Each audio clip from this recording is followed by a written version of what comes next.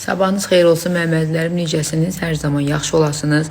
Bu günlərim çox gözəl bir xəbər oldu. Ölkə rəhbərimiz amnistiya imzalayıb və nə qədər insanlar həbsdən azad olubdu.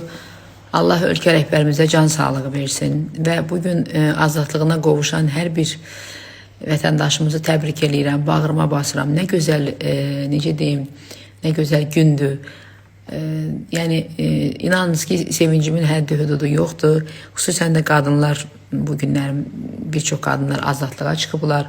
Allah ölkə rəhbərimizə can sağlığı versin, Mehriban xanıma can sağlığı versin. Çox sağ olsunlar. Allah onları bizim millətin, xalqın üzərindən əksik eləməsin. Elə bilin ki, o həbsdən azad olan insanların yanında, necə deyim, onların sevincini mən 2 qat yaşayıram və sevinirəm. Və qapı arxasında qalanlar var, bilirəm ki, onlara da bugünkü gündən arzu edirəm. İnşallah, inşallah.